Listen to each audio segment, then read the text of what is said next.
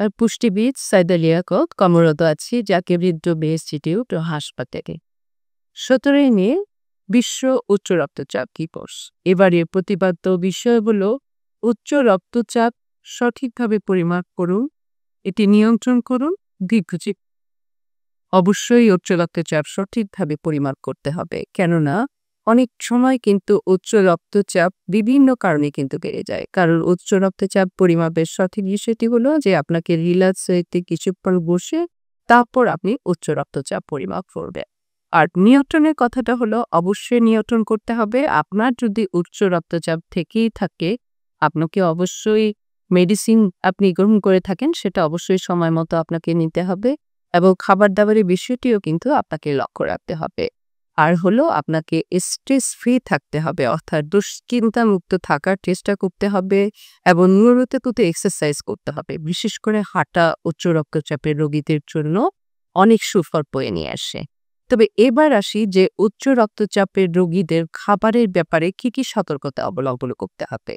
অবশ্যই উচ্চ রক্তচাপের রোগীরা কার্বোহাইড্রেটের মধ্যে যেটা হচ্ছে যে বোটা শস্য অর্থাৎ লাল আটা, লাল রুটি খেয়ে থাকে এবং এটা অবশ্যই তাদের জন্য উপকারী, কেননা এতে আঁশ রয়েছে যা উচ্চ রক্তচাপ নিয়ন্ত্রণ করে।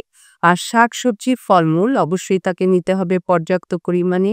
বিশেষ করে শাকসবজির ফলমূলে যে পটাশিয়াম রয়েছে তা উচ্চ রক্তচাপ নিয়ন্ত্রণ করে। এছাড়া টমেটো, ব্রকলি, বিট এই যে সবজিগুলো তো উচ্চ রক্তচাপ কমাতে গুরুত্বপূর্ণ ভূমিকা পালন করে।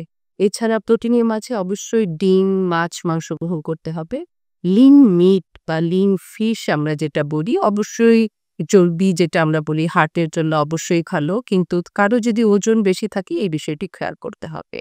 সর্বোপরি হলো যে লবণের ব্যাপারে আমাদের সতর্ক হতে হবে, কেননা বাইরে যে আমার খাবারগুলি খাই সেই খাবারে অনেকটাতেই কিন্তু লবণের ব্যবহার অনেক বেশি থাকে। বিশেষ করে প্রসেস ফুড যেটা আমরা বিভিন্ন রকমের বাদাম যে উপকারী, অনেকেই কিন্তু মুঠো বাদাম খেয়ে থাকে। বাদাম স্বাস্থ্যের জন্য অবশ্যই উপকারী, কিন্তু এটাতে যদি লবণ দেওয়া থাকে সেটা উচ্চ রক্তচাপের রোগীর জন্য কিন্তু এটা সুফল বয়ে আনে না, বরঞ্চ উল্টো তার রক্তচাপ কিন্তু বাড়িয়ে দিতে পারে।